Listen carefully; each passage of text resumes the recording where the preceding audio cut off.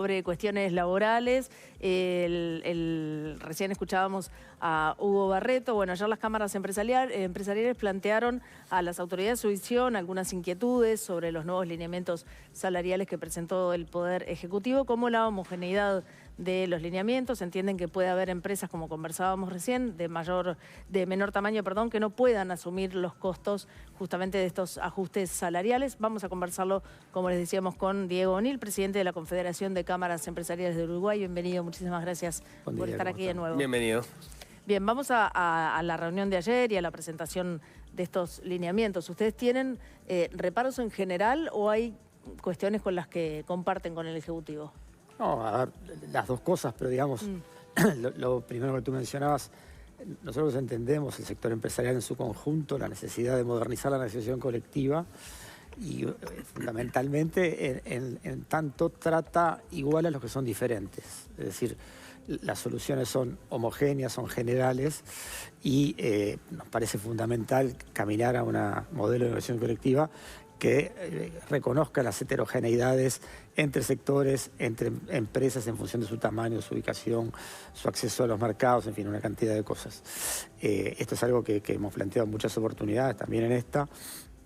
Y bueno, la pauta es una pauta, como decíamos, general, homogénea para todos los sectores por igual. La diferenciación que hace, como explicaba el subsecretario, es en función de las franjas salariales, entonces no hay allí contemplación precisamente de esa heterogeneidad. Hay una frase dentro de los lineamientos que habla de que se contemplará y que se deja librado a las mesas de trabajo, a los consejos salarios. Bueno, la historia indica que eso no ha funcionado, entonces en general no ha funcionado, así que no es lo más adecuado que eso sea parte de lo que hay que negociar. Más bien sería algo que debería ser estar dentro del esquema de negociación ya predeterminado. ¿Qué quiere decir que para ustedes no haya funcionado eso hasta ahora? Digamos, las vías de escape que proponía Barreto es, por un lado, que en la propia negociación por ramas se vayan contemplando algunas de estas heterogeneidades que ustedes entienden que deberían estar arriba de la mesa. La otra es eventualmente ir hacia los descuelgues en los casos que así lo ameriten. ¿Ustedes qué opinan de esas dos alternativas y por qué entienden que no han funcionado hasta ahora? A ver, nosotros somos defensores de la negociación colectiva y entendemos que la negociación colectiva es un sistema que funciona razonablemente en Uruguay y que tiene su madurez. Pero tampoco se puede tener una mirada romántica, es decir, las relaciones laborales en Uruguay en general no son del tipo colaborativo, sino que son más bien del tipo confrontativo. Entonces, alcanzar esos acuerdos a nivel de la negociación no es sencillo. Muchas veces la posición de los sindicatos es el sector es uno, y bueno, vale para todos lo mismo. Entonces, eso es lo que entendemos que no es saludable que sea motivo de negociación, sino que debería haber un esquema de negociación colectiva que contemple estas diferencias entre los sectores de actividad, entre las empresas, porque no hacerlo tiene costos, tiene riesgos, ocasiona problemas. Si uno mira, por ejemplo, la informalidad, que en la zona metropolitana es en el orden del 20%, cuando vas a los departamentos de frontera estás hablando del 40%. Bueno, eso responde a veces, no digo exclusivamente, pero en buena medida, a este tipo de soluciones. Pero en esos casos el temor de ustedes es que los trabajadores en esa negociación por rama, por ejemplo, pensando en algunos casos particulares de empresas en la frontera, no asuman la fragilidad que pueden tener algunas de esas empresas y que acuerden o que acuerden con el Poder Ejecutivo ajustes por encima de lo que las empresas pueden pagar, a riesgo de que las empresas terminen cerrando. Bueno, a riesgo de... creo que hay un riesgo en la pauta, y ya entro más quizás el tema del lineamiento, también porque para la franja inferior, que a ver, es deseable que tenga un aumento diferencial y mayor, pero hay que ver si, por ejemplo, esas empresas que estamos mencionando en la frontera, que por un lado se están tomando una serie de medidas para tratar de ayudarlos a continuar con la actividad por la brecha de precios que hay con Brasil, a su vez tienen que otorgar un aumento real del 2,5% a sus trabajadores. Entonces, entendemos que puede haber un riesgo o un problema no deseado en cuanto al empleo o en cuanto al pasaje a la informalidad, que es otra cosa que lamentablemente en localidades se da. Ahora, más allá de entiendo que el espíritu de que la primera franja, los que ganan menos, tengan un aumento mayor que el resto, lo comparten. Como concepto. Como concepto sí, pero debería haber diferenciación, como decimos, en cuanto a la situación de los sectores y de las empresas. No llegamos a conversarlo con Barreto, pero parte de las innovaciones que aparecieron en los lineamientos tienen que ver con que, por ejemplo, los ajustes, por lo menos dentro del plazo de vigencia de los convenios, que serían a 2 años, sean por inflación subyacente, no por inflación. ¿Ustedes ese tipo de innovaciones cómo las vieron? Sí, ahí hay básicamente 3 innovaciones. La franja superior no tiene correctivo, es decir, hay una desindexación. Las otras 2 franjas tienen correctivo, el primer año por inflación subyacente y el segundo año por inflación general. Creo que es positivo considerar la inflación subyacente, en tanto es menos volátil.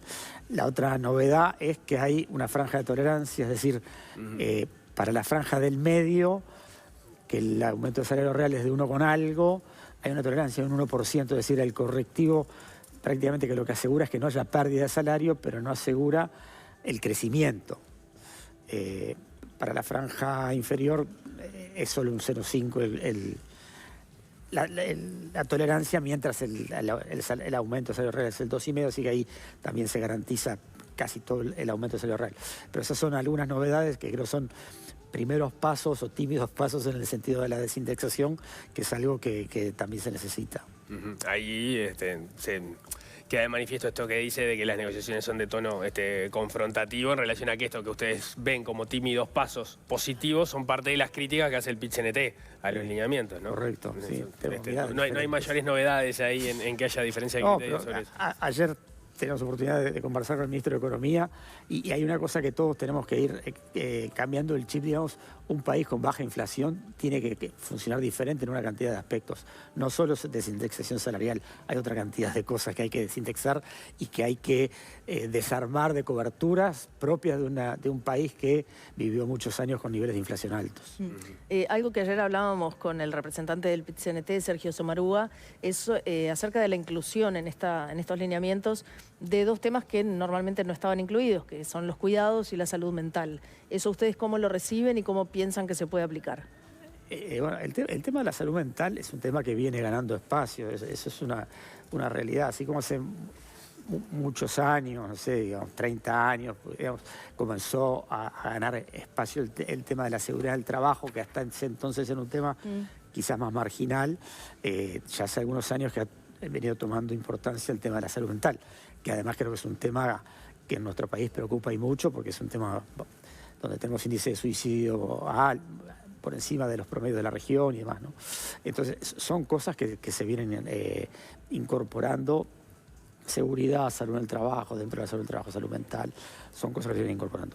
La preocupación con las iniciativas no salariales que tienen los lineamientos es que si bien son no salariales, en algunos casos, en muchos casos, pueden implicar costos para las empresas. Es decir, si estamos hablando de licencias pagas, bueno, alguien las tiene que pagar, entonces la tiene que pagar la empresa.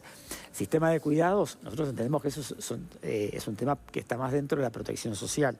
La protección social va a ser materia del diálogo social, entonces esos temas entendemos que tienen su ámbito de discusión y que no debería ser los temas de cuidados, temas de negociación colectiva. Pero bueno, eso también habrá que discutirlo en las mesas, pero eso es un poco la preocupación respecto de estas iniciativas no salariales que terminan incrementando los costos para la empresa por cada trabajador. También se puede pensar que es cierto, sí, claro, si cada empresa tiene que incluir todo esto en su mecanismo, también es verdad que al trabajador se le soluciona probablemente un problema que termina redundando en que a la empresa le vaya mejor. Sí, el tema cuando es preceptivo, digamos, hay empresas en las que eso puede prosperar y otras en las que es más difícil. Yo siempre digo, no hay que perder de vista que en las 210.000 empresas más o menos que hay en el país, el 80 y pico % son microempresas, es decir, empresas de menos de 5 trabajadores, y que si le sumamos las pequeñas, están en el 97%. Entonces, quizás para el otro 3 es mucho más viable ese tipo de soluciones, pero para el 97% de las empresas es bastante más complejo. Por lo que leía, creo que fue en la diaria, uno de los planteos que ustedes les hacían al gobierno en la reunión de ayer, que yo se la mencioné a Barreto, tenía que ver con que bueno, las propias previsiones de crecimiento de la economía por parte del Poder Ejecutivo son magras y bueno, y eso puede suponer un problema cuando se ponen pautas que implican un crecimiento del salario real, en la medida que la inflación se comporte como se comporta. En líneas generales, ¿ustedes cómo es el horizonte que están mirando para adelante en relación a la actividad empresarial?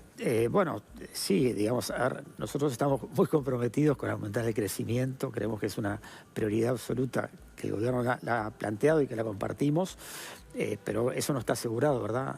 Todavía no hay indicios de por dónde va a sacar la cabeza el pato, digamos. ¿No ven indicios ustedes todavía de por dónde puede aparecer el crecimiento diferencial en relación a la capacidad potencial de crecer que tiene el país? No, todavía me parece que hay pocas señales.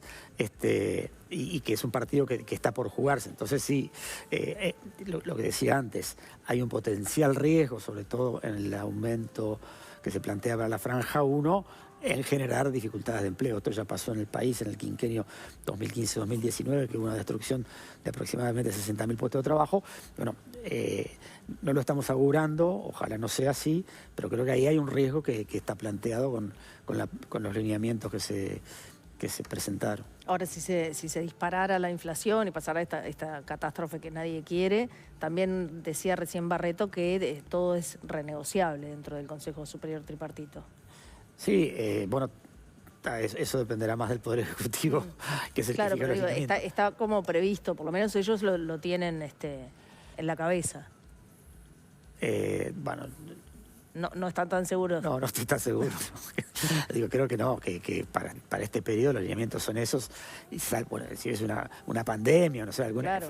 algo muy extraordinario, probablemente sí, pero en condiciones de variabilidad dentro de lo razonable, creo que no, que los lineamientos no se van a modificar. A propósito de esto que ustedes han visto pocas señales, ¿qué tipo de señales están esperando que sean razonables de acuerdo a los planteos que ha hecho el gobierno? Pero ¿qué tipo de señales están pensando? No, Pienso ayer, por ejemplo, se presentaron esta serie de medidas para desburocratizar algunos trámites, algunos tributos que se terminan pagando en los regímenes de importación y de exportación. Claro, la cifra de ahorro es relativamente pequeña en el contexto general, son unos 20 millones de dólares, pero las señales que ustedes esperan, ¿por dónde vienen? No, pero eso que tú mencionás lo valoramos muy positivamente.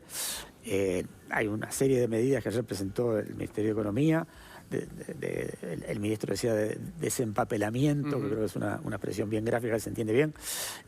Hay algunas que van a generar controversia porque modifican o afectan algún sector, algún interés, alguna cosa, pero bueno, me parece que esa línea de avanzar en este desempapelamiento, en esta desburocratización, en la digitalización, todas esas cosas, es una señal positiva, se lo decimos ya al ministro, creemos que es un camino que hay que profundizar, más allá de si este es un paso muy grande o muy pequeño, la señal sí es muy positiva, más allá, como dije, de que los distintos puntos hay que analizarlos uno a uno, y también es positiva, por ejemplo, la señal de intentar profundizar las relaciones con la India, que la reunión que tuvo el presidente Orsi, que se abrió una embajada en Uruguay, en fin, esas cosas son positivas, más allá de la otra discusión de si tenía que ir a los BRICS o no tenía que ir a los BRICS, en la que no voy a meter, pero digamos, todos los esfuerzos de inserción internacional son positivos.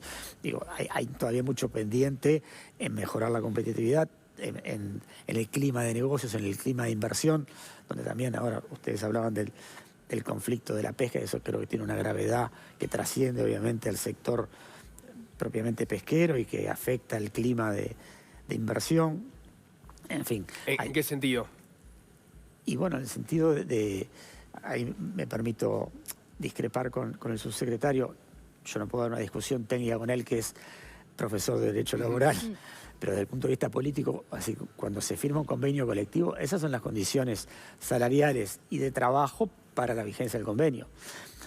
no impide que el sindicato pueda tener un planteo en cualquier momento de la vida de ese convenio, pero lo que sí hay que salvaguardar son las cláusulas de paz. Es decir, no puede haber un conflicto porque hay un convenio vigente, más allá de que lo que se esté planteando no esté explícitamente contemplado en el convenio. Porque aparte tampoco estamos hablando de una cosa tan extraña, estamos hablando del derecho al descanso, como no había derecho al descanso cuando se firmó el convenio y ahora hay derecho al descanso.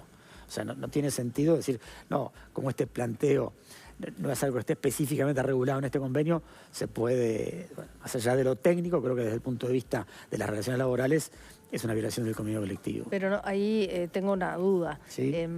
Cuando se firman los convenios colectivos, se establecen todas las condiciones y si hay un reclamo que no entra en ese convenio colectivo, del que sea, no estoy hablando concretamente del caso de la pesca, ¿no? Pero sí está previsto que las partes puedan salirse de la cláusula de paz. Normalmente funciona de esa manera. Bueno, cómo funciona normalmente es una cosa, cómo debería ser es otra. Sí. Nosotros entendemos que si hay una cláusula de paz y hay un convenio vigente, esa cláusula de paz se debe respetar. Lo que hoy está sucediendo es que no se está respetando la cláusula de paz. Como dije, en cualquier momento el sindicato o los trabajadores pueden hacer un planteo y eso se puede discutir, se puede negociar y si se acuerda se puede hacer entrar en vigencia incluso durante el convenio o se acuerda para incorporar el próximo convenio colectivo. Pero el conflicto para imponer una nueva condición laboral está violando la cláusula de paz. Pero usted decía que en definitiva generaba preocupación más allá del sector. La preocupación es que esto puede de alguna forma terminar sentando un antecedente de conflictos por fuera de los convenios con esta lectura que hacen ustedes desde las empresas. Sí, no pretendemos generalizar el comportamiento particular a todo el movimiento sindical, pero indudablemente creo que desde el inversor estas cosas se miran, estas cosas se analizan.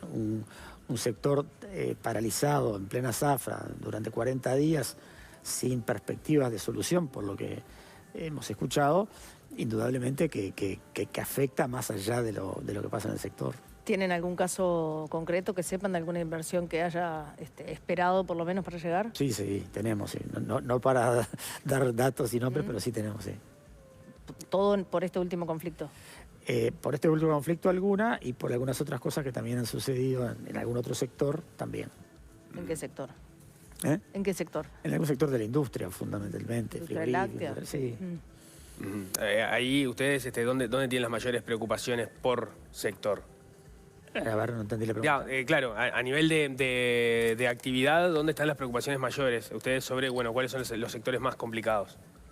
A nivel de actividad, obviamente que este conflicto de la pesca es gravísimo y preocupa que se solucione cuanto antes. Ha generado dificultades entre los propios trabajadores con las trabajadoras de las plantas, todas cosas que ustedes saben.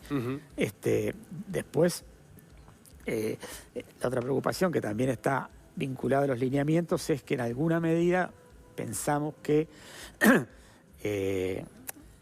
el aumento para la franja 1 también pone presión sobre la inflación. Entonces, el Banco Central tiene un objetivo de mantener la inflación, a reducirla al 4,5 y seguir una línea descendente. Y, bueno, lo que ha pasado en los últimos años es que un poco el costo de esa reducción de inflación lo ha pagado el sector transable con el atraso cambiario.